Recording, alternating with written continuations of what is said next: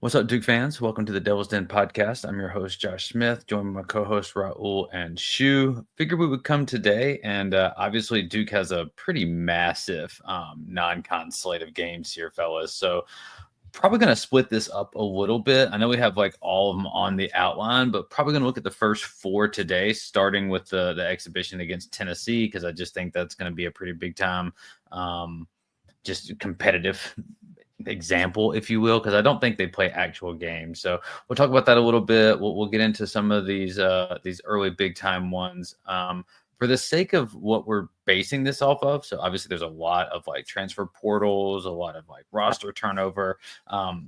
We're waiting on GP Gary Parrish's like way too early top 25 and one for a lot of the data here. And then also just kind of some eye test stuff and what we know about recruiting and some of the roster stuff. So say all that to say, we expect a little bit of shakeup by the time some of these matchups actually happen, just because I think rankings are maybe more volatile than they've ever been, fellas, right? So, we'll disclaim that at the top here.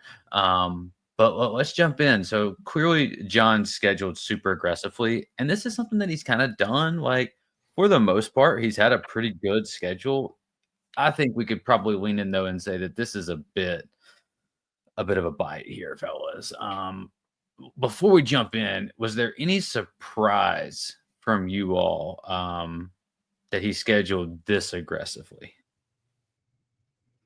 Not really. I mean, the ACC has not been the ACC we grew up with, right? The last several years. And there was a team down the road last year that proved that you don't really even have to win these games; just schedule them, play them.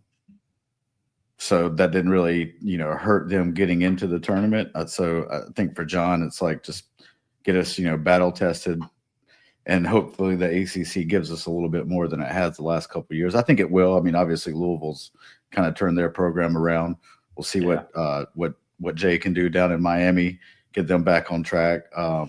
Virginia under Odom's first year, so hopefully we'll start to get a little traction, get the ACC back up to the caliber it once was. Sure. Yeah, I was at Scheyer's press conference. Duke does a press conference like every year around September in Cameron.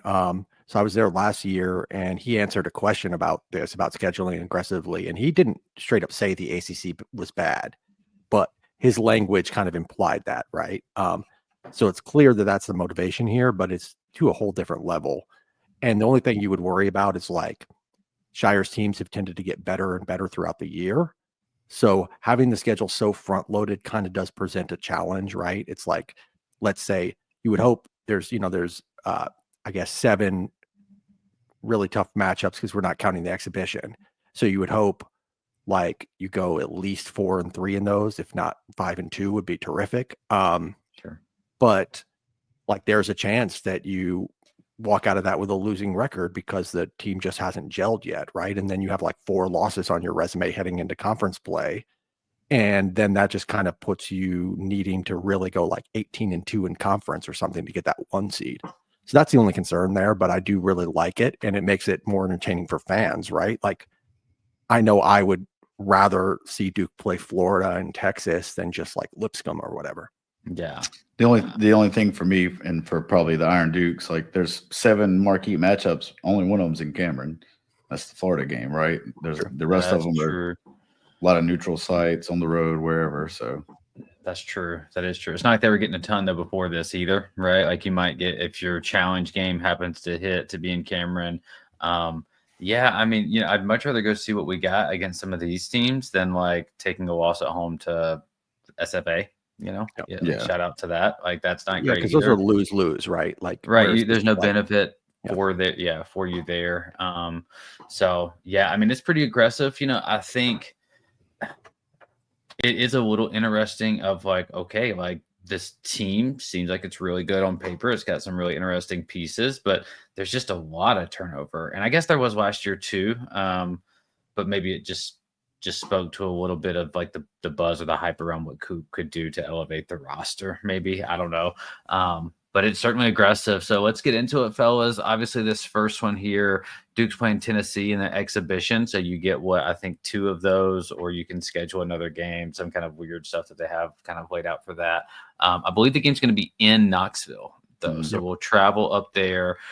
Typically, I know they've changed the formatting of these at times, but typically I think it's played in kind of like 2 scrimmages, and then they do kind of like set like minutes or like time of possession or like certain scenarios that I think they also like practice. Well, I think that's just for the secret scrimmages. Like this might be a full out exhibition, like jump it off 40 minutes. Would be cool. That would be cool. I would hope that it would be more of that. Versus kind of like the secret scrimmage stuff. I think it's going to be televised. So yeah, if it's going to be televised, it'll be more like Arizona State last year. Yeah, maybe that's just maybe it was just me. I absorbed it as like, oh, Villanova, Houston, secret scrimmage type thing. Just bring it into the light. So if it's a full blown game, that definitely changes, like for me, like my excitement level, or at least to see.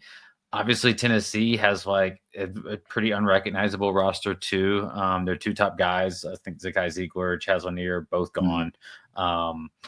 They were obviously like in line for a 1 seed last year. They were probably like top 5, top 7 the whole season. Lose to Houston in the Elite 8 here. Lose a lot of guys.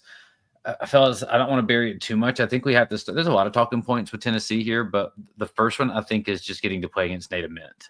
Right. So for those of y'all that follow recruiting, you're probably a little bit familiar with Nate.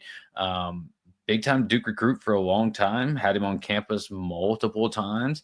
For a while there, I think there was a big contingent that thought this was going to matriculate. And then kind of towards the latter part of the recruitment cycle, it seemed to very much go the other way here. Duke pivoted like Duke does. Scheyer ended up with who he got. It worked out, but I still think there's some interesting storylines here. So for you all, one, coming in, you get to play Nate. What are you looking forward to about that matchup? And then who would you pick to guard Nate Ament? For those not familiar, he's kind of like a 6'8", 6'9", 6'10-ish forward, right? Hybrid forward, kind of not super physical. Don't want to use the Durant comp, but there's some KD-isms in the game, right? Maybe that's fair to say. Yeah, I mean, look, taking the squad to another campus. I don't know if I don't think we've played at Tennessee since I've been a Duke fan. I don't recall any of those games. Thompson Boylan Arena, correct? I think that's what it is. So, I mean, for me, Dame Sarr maybe to start out on him. Just a guy that's got a little bit of experience. Again, we've talked about Sarr's, playing against former NBA players. So, somebody like Nate Ament, a good pedigree, high recruit that obviously we looked at till the very end. I don't think it'd be Boozer. Do you, Raul? I think it would be like Sarr, Minia, Wilkins, maybe in that kind of area.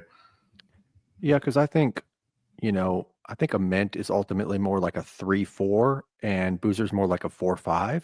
And I also don't expect Boozer to be Duke's strongest defender either.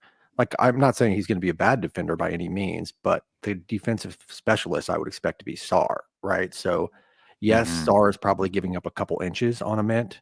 I think Sarr's like 6'6" or something, and Ament's up in that 6'8", 6'9" range. So size-wise, the matchup with Boozer is better, but I just think, in terms of like skill set wise, he's going to be Ament's going to be playing the perimeter, so you kind of want a perimeter player to guard him. Yeah, I think I agree with that. Well, for multiple reasons. For the first one being that, like, you're going to ask a lot of Cam on the offensive end too. So you typically would like to maybe say we're not going to put you on the best like wing, like offensive player. I think the other part is if I'm John Scheyer, I'm licking my chops at this game because it's like the perfect way to let me define some roles right away. Because I'm with you. Like, I want Dame to be like, hey, see this kid? Like, I want nothing. Like, your job, I don't care how many shots you miss, whatever on this end, like, you go lock this up. Like, you just go lock this up. You get him in a mismatch, you get downhill on him, body him, put him in the rim, put him in the hole. Like, that's what I would be doing. And that's ideally, for me, that's Sarr's role, right? Like, that's the perfect role of come in, you're guarding the best guy out there on the best like wing perimeter player. You're taking that matchup, and then you're just taking offense where you can take offense. Like that. To me, that's kind of where I think that should go, unless the offensive game just somehow develops or blossoms in a way that I don't think we've seen yet. But that's the other big one because go ahead. I was just going to say, and if a Mint has any pride, you would expect him to kind of take this matchup personally, right? How many times did he come to Duke? Like he went on like 10 unofficial visits or something, and I don't get the sense that it was him who backed away from Duke. I think it was the other way around. I think that like Duke just kind of got a little tired of him dragging his feet, and also some stuff with like it seemed like he wanted kind of a guarantee of a huge role. And so I just don't think it was a fit in that regard, but it seemed like Mint personally did want to go to Duke. And I'm not saying I'm not saying anything bad about Mint like himself, because there's all kinds of other factors that go into that kind of stuff, right? But you would expect him to kind of come out and want to prove a point. Now, whether that goes well or badly for him kind of depends, because we see sometimes when players do that, they force it, right? Other times they just light Duke up, but yeah, so you would expect him to kind of like want to prove that point, and then so like shutting him down could really have a big impact on the game, I think. Yeah. I mean, because the outside of that, I mean, again, going by GP's kind of projections here, well, it looks like the plan is going to be to play him at the 3 or to play him more on the perimeter, a Mint that is.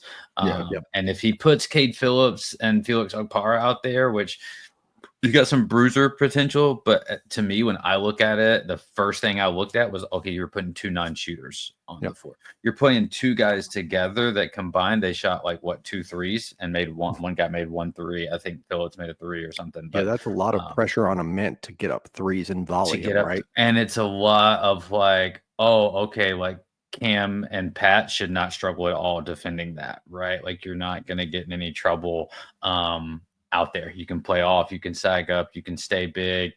I mean, I'm looking at this matchup, fellas, and it's like if we're not like plus 15 or so, like on the boards or something here, like something probably happened. Like we should be able to bully a little bit. Well, they're going to try to bully us, though, right? Yeah. Oh, they're going to try. That's Rick Barnes' style. But I mean, you guys remember the last time you throw Nate Min out there, he ain't bullying nobody. Yeah, like true. He's not. I mean, he could intimidate you offensively by just hitting tough shots. Like that could totally happen. Even words are not like they just don't scare you. I don't know. Maybe you could say that about Zakai Ziegler too. You look at him, he doesn't scare you. You put him in Rick Barnes' defensive system, and he's like a 5'9" terror out there, right? Like it's so. Yeah, maybe there's some of that. But physically, we should match up well, man. Yeah, I don't think Cam and Pat are going to allow themselves to get bullied either. Like, I just don't think they have that kind of personality. No, and Pat seems to really kind of thrive in the physicality. He's right? an instigator. Like he likes it. It fuels him up. He goes right into your chest with it. Like he's not scared. I think the front court for Duke should really play well. Now, the flip side of that is you can look at these guards, Amari Abram, I think, from Louisiana Tech, Jacoby Gillespie from Maryland, some talent there, no doubt about it. But that could be the area, though, where you look at Duke's backcourt, and maybe I'm just a little too low on the backcourt, fellas. I don't know. But I keep coming back to that as you put 2 heady, experienced guards, which we'll look at with a lot of these teams we're going to play. That's a recipe. Right. Like that's a recipe. We have some unproven stuff in our backcourt, looking to see what we got here with it. But are you concerned at all with, will Tennessee's guards dictate the game? Will they control the pace? Will they dictate the flow of this game? Do you foresee any struggling with potentially a young Caden Foster, or a young Caden Boozer, or year 3 Caleb Foster? I mean, it's not a concern to me because, again, this is an exhibition game. It matters. Well, that's fair. That's fair. Nothing. But, I would like to see – you don't want to come out there and get, what we did to ASU last year, just have your confidence blasted right on. Because Caleb can't get the ball up by half court, right? Like you can't even get up the floor. Yeah. We have pretty much a brand new team. But, you know what? So do these guys. And it will be the case with a lot of the teams we play is just, the age that we live in with all the transfers. But, So I guess I'm not worried about it. I just want to see us hold our own. I want to see if we can answer some of those questions we've been talking about all summer. Can Caleb be the point guard? Is Caden going to have to come in and do some of that and shift Caleb over? Can they play together? I think we've all talked about the front court is going to be the strength of this team, but can the back court at least not be a detriment to us, right? Yeah.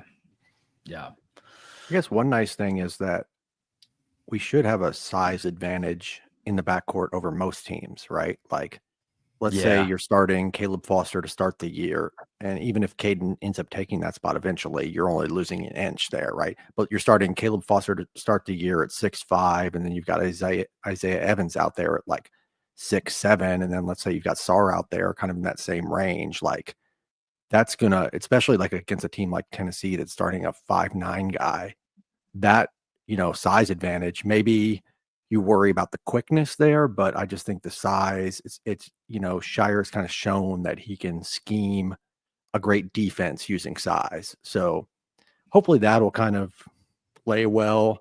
The only reason I'd be worried about the backcourt matchup in some of these early games is just because it's so early in the season and there's a lot of unanswered questions, and it's like, how long is it going to take us to get to our best lineup, right? Like we saw last year.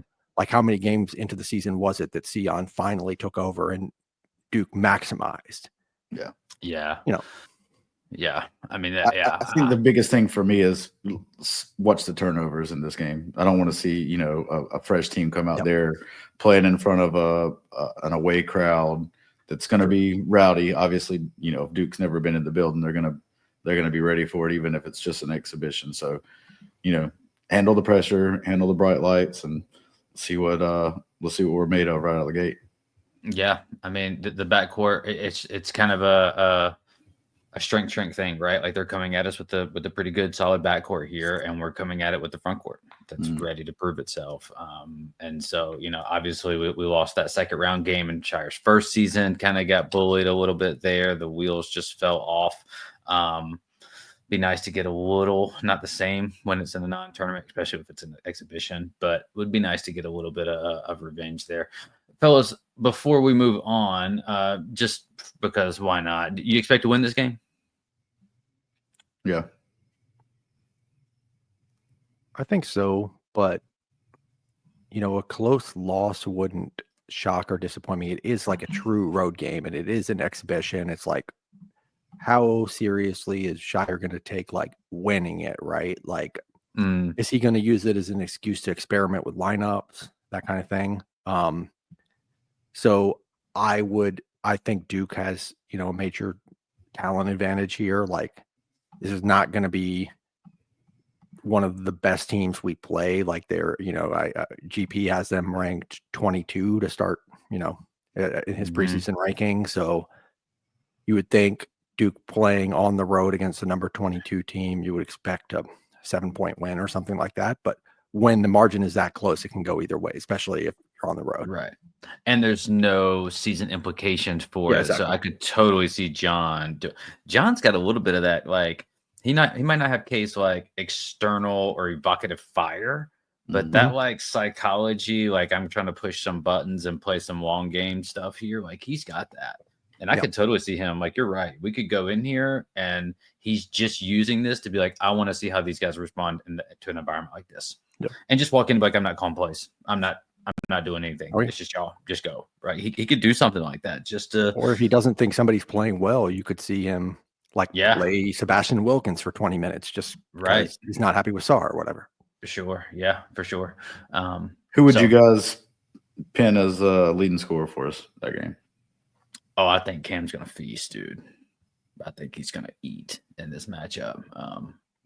Yeah, I say it would be obviously. I mean, you got Slim on the roster. That's always like, sure, if he goes 6 of 8 or something from 3, he's going to torch it. Sure. Yeah. But I would say I would just go Cam, but that would go Cam for every game if I'm just having to pick in a silo, probably.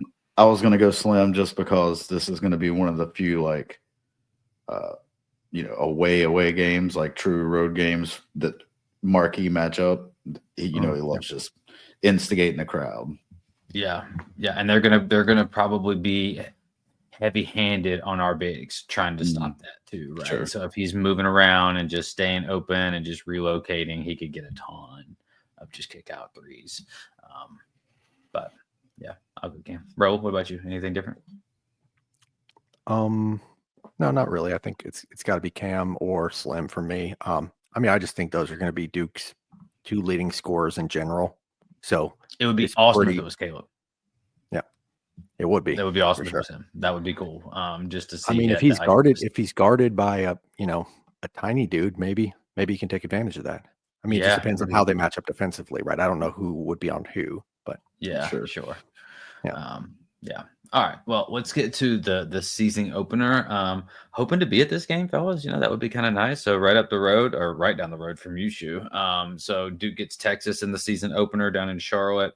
That's November 4th on a Tuesday. I think have they already listed the tip yet? I haven't seen where tickets have I went think on they sale. just put it Like out 8:30 or something like that. 8:20, 8:45. Yeah, somewhere 8:20, in that. somewhere in that. So a typical prime time. Texas has been in kind of a weird spot too, fellas, right? Like they had that whole Chris Beard situation, and they were good for a little while, and then they weren't really good last year. And then Sean Miller comes back in from Xavier. Sean Miller's a hard guy to kind of read too, right? You see that he's a good coach. You hear about it. The eye test kind of would tell you that he probably is a good coach, but there's not a whole lot to back that up. I don't really feel like either, It's kind of got the Rick Barnes, the he does kind of have the NCAA, Rick like, yeah. Barnes kind of, where you've been doing this long enough that we think that you're good at this, right? So either way, again, they have another team that's just like, I don't know if any of these guys really popped too much for them last year either. They lost, I think, their best 2 players to the NBA draft. But they do got some experience in the backcourt. Again, like that's a theme that's early on that we are going to get tested. So Jordan Pope, Tremont Mark, both guys have been around, both back. You get Simeon Wilcher, who's another kind of guy that maybe some folks have heard of, right? Formerly kind of recruited pretty heavily, comes in from St. John's. They got the kid out of Xavier, another big guy out of FAU. They weren't very good last year. Again, Sean Miller actually beat them in the first 4 last year too. So that's kind of a little interesting dynamic. But, they got a new roster. They got some buzz coming in. What do y'all make of this? I know that GP has them at 23. I've seen like ESPN and USA Today, I think maybe had them like just on the cusp, like underneath that, like 25 to 30 range or something. So somewhere in that ballpark should be a relatively semi-home game for Duke. Where y'all at? If I put the spread Duke at 6.5, you taking it? Oh yeah, probably. Yeah, I think so. Yeah, being in Charlotte, I mean, for me, there's some question marks obviously surrounding our team coming in, but there's just as many for these guys. Who's going to fill Trey? What was it, Trey Johnson? Was that the kid, the freshman that played for him last year? Obviously talented scorer. So. Who's going to fill in his shoes and really be their playmaker and scorer. Sean Miller, obviously, like you said, good coach. When's the last time? Well, we played Xavier while he was coaching 2-3 years ago, maybe. And then obviously he coached the Arizona team. Yeah, Scheyer beat him in his first year, right? Because that was the one game the only game that we had that we were like, man, if we wouldn't have beat Xavier, this thing is like we're a bubble team. That was our good non-conference win. Our one good win, yeah. I mean, honestly, I'm.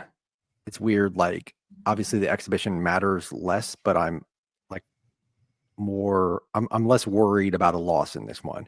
I guess worried is the wrong word because you're not worried about a loss in an exhibition, but I feel more confident that Duke will cover the spread in this one. I just think, with it being Miller's first year in the program, with him having an entirely new team, I just don't, not to say that Rick Barnes is incredible, but I just think a little bit more highly of him than Sean Miller. So, and I just like, Tennessee's roster a little bit better. Yeah. And I like the fit of this one too, but again, They're not far apart for me, but I would give the Yeah. edge, like you said. You're playing at home, and Rick Barnes just he's an established culture guy Yep. there. Like it's his program. It's very like you know what you're getting. This not so much, but the roster, like it's not sexy, but it's not terrible. It's Like not I like terrible. the Swain kid, and he No. brought him Yeah. from Xavier with him. Like that's a that's a nice pickup.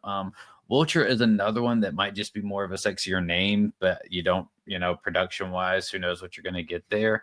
I do agree that the confidence level would be pretty high for a game like this. I definitely do not expect to lose this game. Yeah, I and don't expect to win by 30, but I didn't even mention the Charlotte factor, the fact that it's in yeah, Charlotte and they're coming from Texas. it's We're in coming from just down Charlotte. the road. Yeah, so. Yeah, I mean, I would expect to be, especially after just playing Tennessee.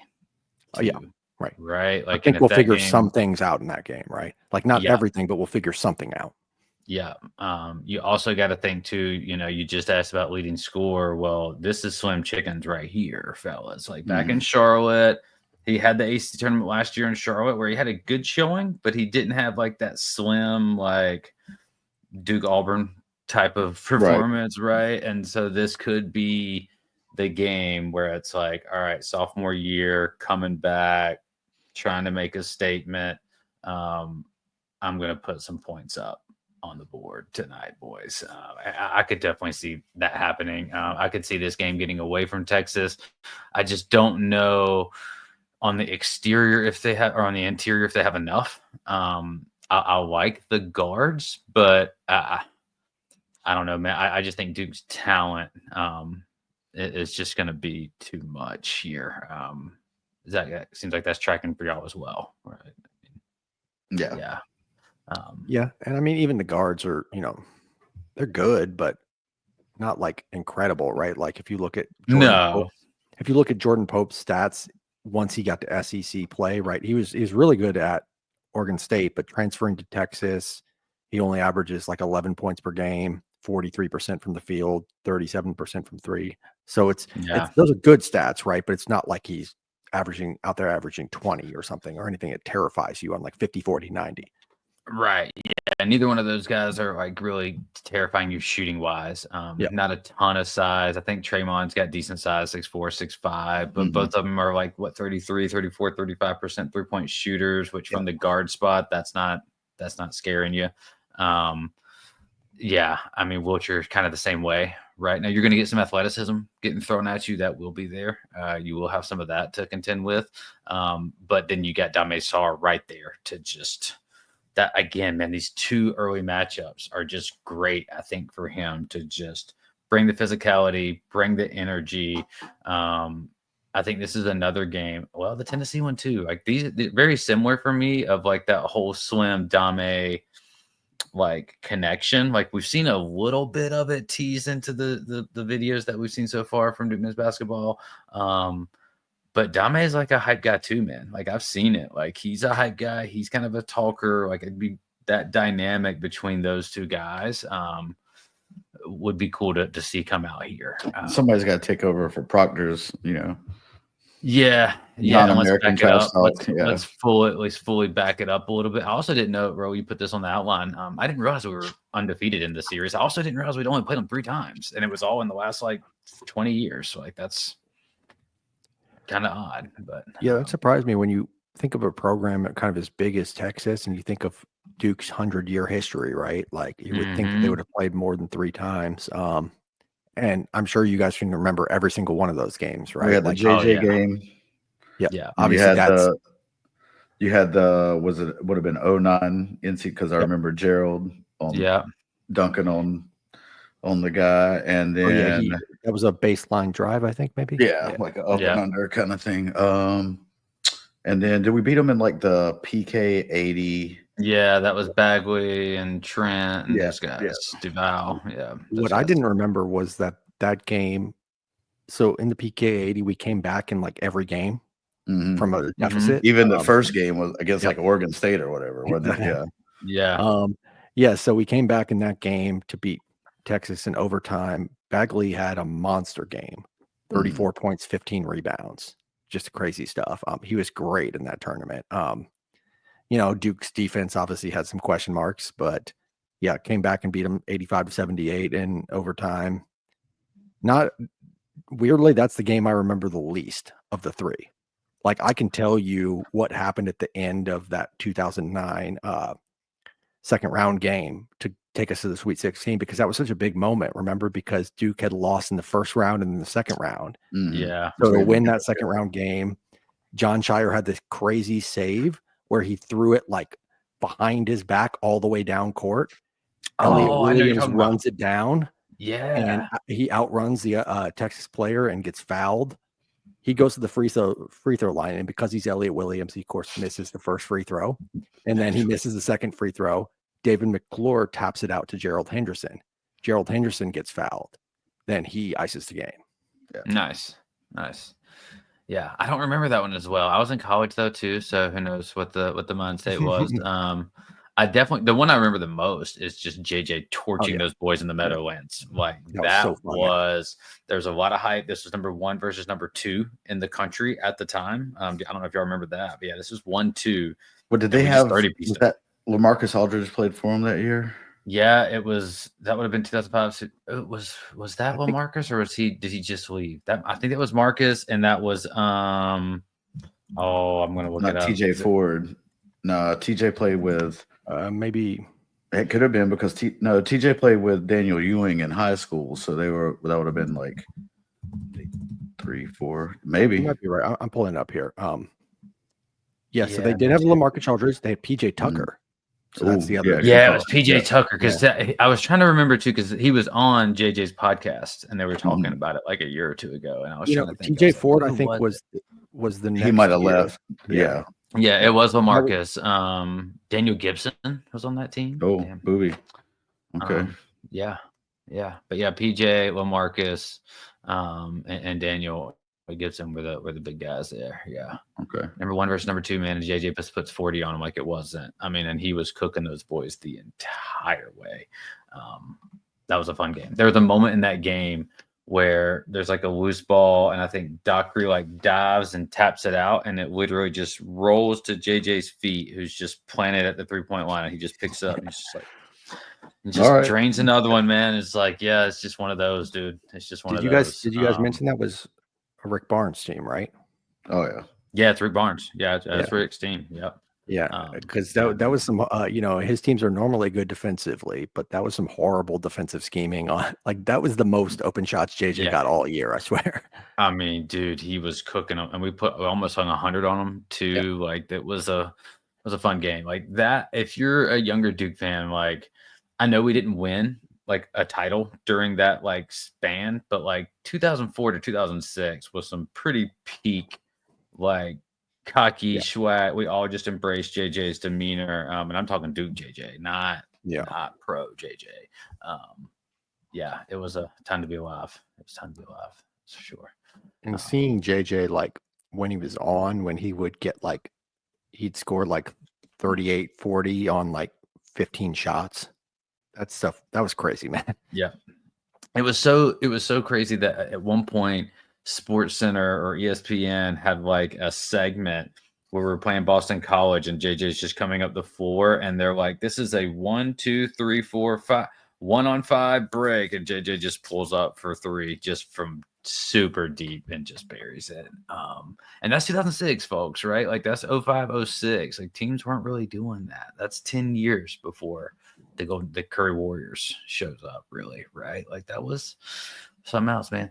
But all right, we'll move on here. I guess we'll go to the other one, which is one that I'm not like, again, this is not a sexy matchup to me, but it's a team that continues to beat us, man, just over and over. So Duke, Kansas, in New York, Tuesday, November 18th. So like 2 weeks after this game, we're going right back down playing Kansas. A lot of storylines here. So Self is 5-6. I think they won 5 of the last 6 against us, including some pretty big ones, right? Like people go on Twitter. People still think Wendell Carter's feet were set in 2018. Last year, thought we had him. 2 years before that, should have had him. They just keep finding a way. They keep finding a way. Lots of really close wins. Even the one time we won in the last 6 games, that was a we were narrow ahead win. In all of those all the ones that I just mentioned, had like at least a 3-point lead, and all of them was like 5 minutes to go and lost. Yeah, I mean, that's one thing I will give Self is like his teams execute down the stretch. You know what I mean? Like he's great at pulling out tough, like close games. Yeah. And he will do some wonky stuff in game too. Like he will box in 1U. He will do some triangle and 2 stuff. He'll get funky, man.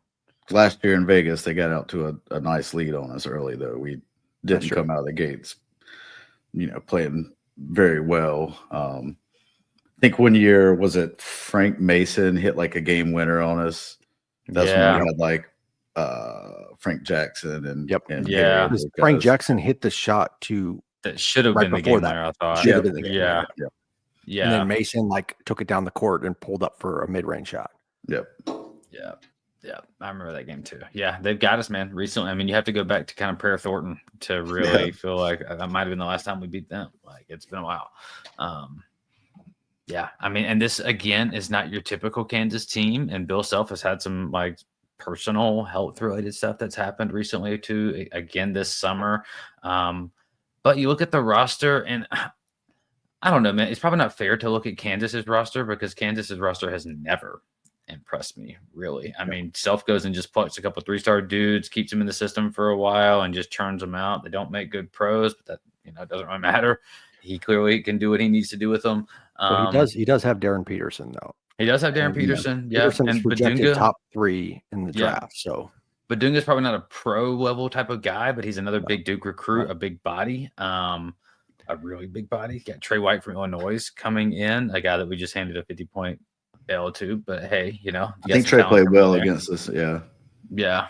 Some other transfers from smaller schools. Chicago is pretty fine. St. Bonaventure. So the roster again is not super intimidating, but I think you put Kansas and you put Bill Self there, and there's a recipe to win. Man, it's just what he does. It's what they do. It would be nice to get that off the back too here. But I mean, now we're talking, you're not playing 3 top 5 teams, but you're playing 3 top 25 teams. Mm-hmm. And so that's not back to back necessarily. We're just highlighting the big ones here, but it's still 3 big matchups. Does Duke come away 3-0 here? I think the thing that worries me about this game is obviously you pointed out, they've had our number, but the last 2 years for Bill Self hasn't been typical Kansas years, and I think he's going to be looking to steady the ship again and to get it back on track. So they're going to play us tough. It's going to be a tough game. I think this is out of the 3 that we've started with. This might be the toughest one for us. The Darren Peterson thing that worries me. Who's guarding him? Who's checking him? Yeah. I mean, that's no one. The answer probably right, but yeah, you would just hope to like force him into like playing hero ball or something, right? Like, and just make him take a lot of shots, and then the other players don't go off, and maybe you just win even if he scores 25, 30. I mean, I'm by far the most worried about this one because it is Bill Self and because it is Kansas. On paper, the roster is not like overly impressive. I do wonder, could this be a game for Boozer at the 5? Because Flory is not a big man, right? Like, but he's quick and he's athletic. So I would a little bit worry about the idea of playing 2 bigs. Now I know Self will often play 2 bigs as well, but like I think this could be a situation where, because Flory is not huge, you could benefit from like just spacing out the floor a little bit. I don't know. Just my thought there. Yeah, I do agree with you there, though, that I think this one, the roster is not sexy, but it also has a lot of pieces that I think threaten a little bit of our traditional of like where we would want to play or how we would want to play. I think you're going to get that here because Darren Peterson's going to bend you. I mean, this kid is for real, like 6'5", labeled a point guard, or you call him whatever you want, but I mean, this kid, like, he's the bucket. He's really good. Yeah. I mean, he's going to put a ton of pressure on your defense. And then you have Flory. To me, it's less about Flory and more about what Trey White does for him, because you put Trey White in there and it's like the 6'8" forward who can just guard up, down, doesn't matter. And if we're playing Pat Cam, it's like, ooh, okay, like what is that going to look like? I think Malik could really cause some issues here for like positively for Duke. Yep. Like I think that could be a matchup that you could totally take advantage of. Especially with Darren Peterson. Like when you ask like who guards him, it's like, well, for me, as much as we can get Dame and like Malik on the floor at the same time, that's who guards him. Right. Like he's gonna blow past you, Caden, Caleb, Isaiah, like he's gonna come past you. But any of these kickouts are getting picked. Right. And anything right here in the middle is getting swamped. Like we're gonna make this dude pass. So I'm looking that's like how I would do it. So Jaden Dawson is going to be playing the 3, apparently. Yeah. He's only 6'4". Yeah. He's only 6'4". However, last year he got up 7.4 3-point attempts per game, shot 36%. So not an amazing, percentage, but 7 attempts in only like 30 minutes that's pretty significant, right? So yeah, it seems like if that is their starting lineup, they're going to be trying to space Duke out. And that's kind of why I was thinking like, let's get as many like shooters on the floor as possible, but to your point too, like as many like versatile, flexible defenders on the ball floor hawks as well. too. Yeah, like you put those wing. Like to me, I don't know about Dame. I just predict or project him into that mold. But like Malik and Dame on opposing sides of the floor, it's like there's no safe passes there. Like you can make some, but they're not going to be safe. But if you have like Pat, if you have Pat at the 5 with Cam out there, you're just maybe a little slow-footed. That's all I'm thinking. Yeah. Where this could be a game where you see Caden and Caleb together a lot. And you have Slim out there, and then maybe you slide Dame down. Yeah. Even like Dame could slide down to Trey White, or you put Malik down in there or something, and you just kind of you bend with them a little bit. Didn't they also pick up that kid that I think we looked at him, Cole, that he was kind of rising up the rankings there late? He ended up, I think he reclassed up and went to Kansas. So I mean, he could be a player. He's a nice shooter. Yeah, he's a good shooter. Exactly. I really wanted him. Yeah. And they have done well with those type of players, like recently. Yeah. So like maybe the Grady Dick type. Grady Dick kind. Yeah. I mean, I feel like you got to do it somewhere. I hate to see John start 0-3 against Kansas, man, but I think this is going to be one that is you're going to have to do something a little bit different than I think that we would have seen against these other two opponents, right? Like I don't think the formula that I think can work to not cruise, but to maybe comfortably beat Texas is not going to work. I don't think to beat this Kansas team. You're going to have to do something different. So I would predict a Duke win if somehow Duke loses to Texas, because I just think that, I just don't see Scheyer coming out 0-2, right? But since I'm predicting a Duke win against Texas, I think I'm going to have us starting 1-1. I'm going to have us beating Texas comfortably and then losing a narrow 1 to Kansas. Because that was like one of the, I think, 2 non-con games that circle that as like the most likely losses.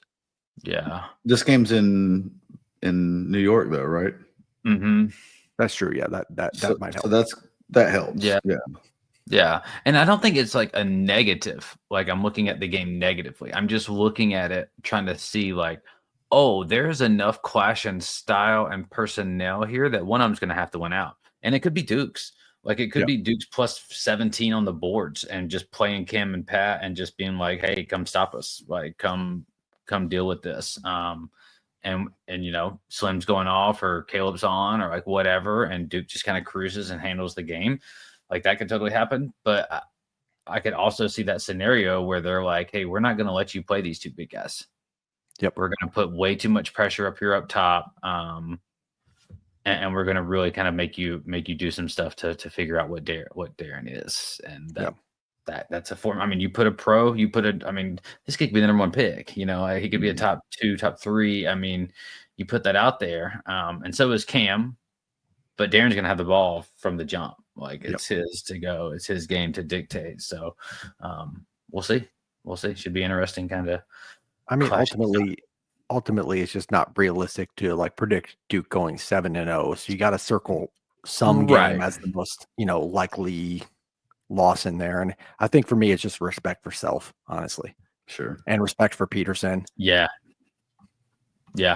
Yeah, and Flory's good, man. Like, he was good last Yes, year against us. I mean, he's good. I mean, he's a guy. Trey White, again, they have some guys. So, yeah, I think that one's going to be a battle. I think Kansas is going to be better than 18 when this is said and done. So, all right, fellas, we'll go to our last one here. So we're just going to split these we're going to look at 8 teams total. So we'll end with this one.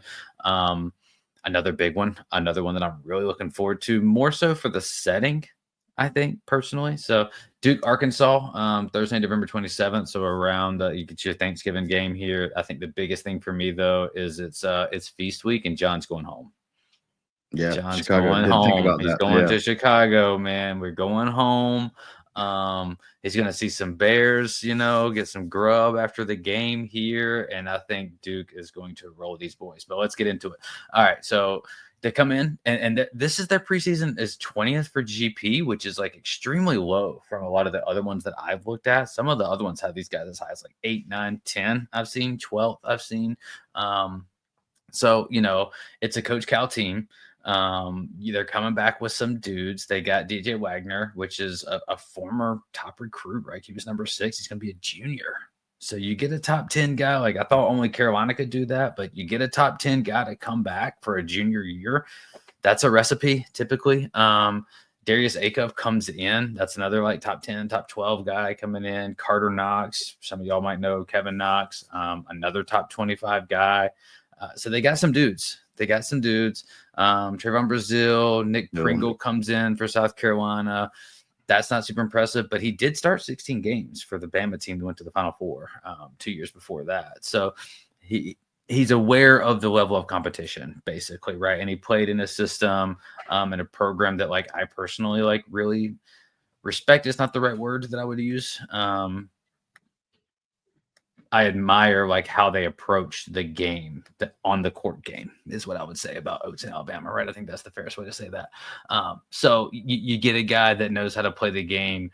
I don't know if we would use the word the right way, but the most efficient way that it's being played right now is probably a fair way to say that. So, fellas, I shot my shot. I think that John's going to feast on Feast Week here. Where are y'all at with this matchup for Duke? Yeah, I mean, last year, we played. Was it last year we played them or the year before? It was the year before, right? 2 years ago, yeah. Jared McCain, that team. That's Yeah. right. Yeah. Went down to Arkansas. Yeah. Yeah, I mean, look, that one was bad. I turned that one off.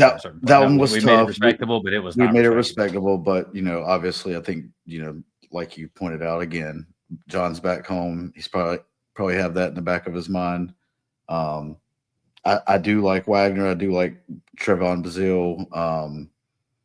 Acuff is going to be solid for him, but again, I'm taking our front court. I don't think. Do we have any Chicago guys? We don't have any Chicago guys on the squad, do we? No, we don't. That pipeline was pretty open for a while there. Unless you want to count the fact that Carlos played in Chicago, right? It's like a tenuous connection, right?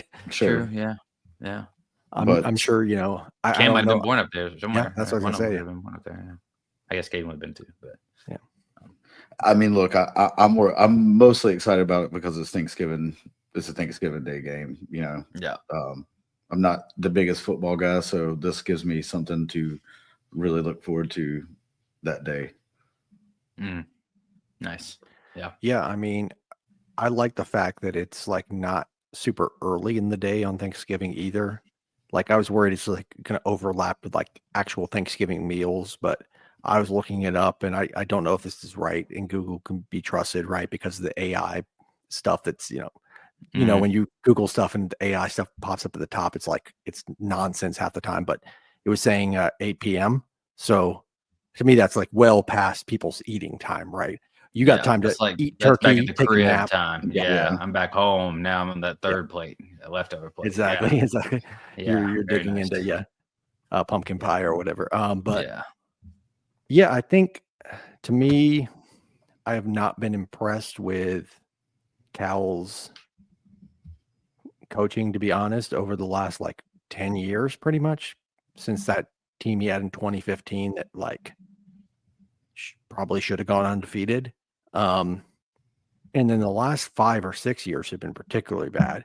Now they redeemed themselves a little bit at the end of last year, but it's not like they were Yeah. amazing last season, right? Like they just had a nice tournament run there. And, they pushed a little bit in the Sweet 16, almost advanced to the Elite Eight. But the year before that, when Duke lost to them, they ended up actually being awful. Yeah. Yeah. So, that doesn't speak well to Duke, but that was a team, and, that 2023-24 team didn't ever really congeal. That was super early in the year. That was a road game. Really, I looked at the box score. The only players that played well in that game were Flip and Jeremy Roach. So the kind of the returning guys, everybody else was kind of pretty sad in that game. So I think, I don't know, I would predict an easy win for this one, honestly. Like this one and Texas, I feel the most comfortable with. Yeah. Probably even this one more than Texas. Yeah, those are the two for me where like we should eat pretty good in these. I just think the roster too. I think our strengths are gonna play out well here.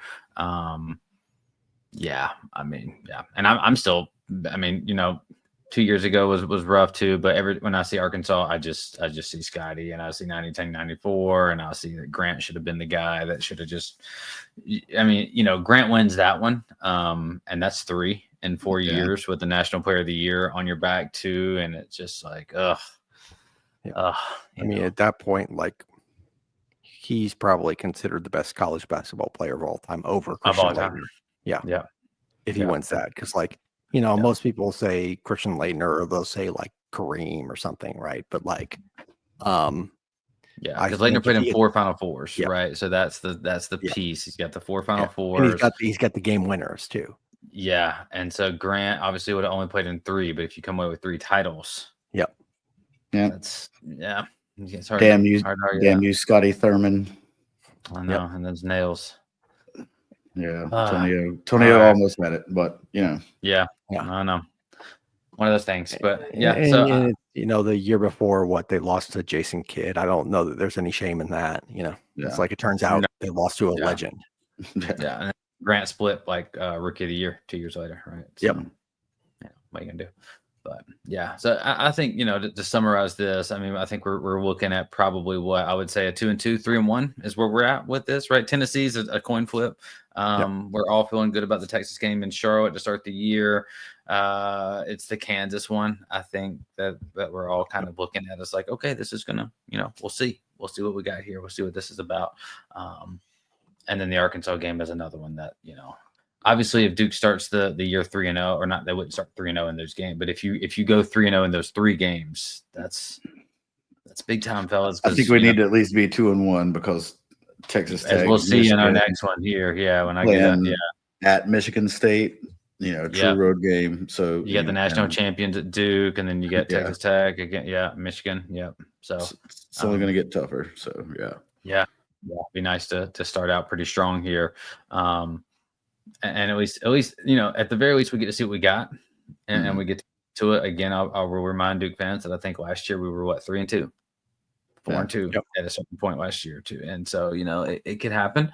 That when you schedule aggressively like that, you put yourself in a position, but at least you're figuring things out, right? You're figuring things out, trying to build experience as quickly as you can is what it comes down to. So that hopefully when we get into this tournament, we get us one. But all right, fellas, well, let's get out of here. Go ahead and kind of wind things up a little bit.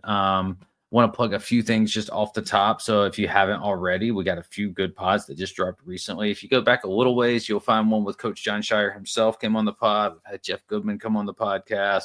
We've had Brian Geisinger come on the podcast, breaking down some stuff. And then most recently, one of my favorite pods that we've done, just because I think it's super unique. We had Jamie Lucky, who is a retired ACC official, officiated Coach K's last game in Cameron. So we had him on the pod for about 45 minutes to an hour talking about several different topics. Just a unique perspective. So, highly recommend you check those out as well. And then we'll come back here in a week or so and we'll break down the next 4 of the non-con and get ready for the season here, fellas. So we appreciate you all. In the meantime, rate, review, subscribe. You can email us, TheDevilsDenPod@gmail.com. You can find us on X/Twitter @DevilsDenPod247, and keep the faces strong and the river high. Go Duke.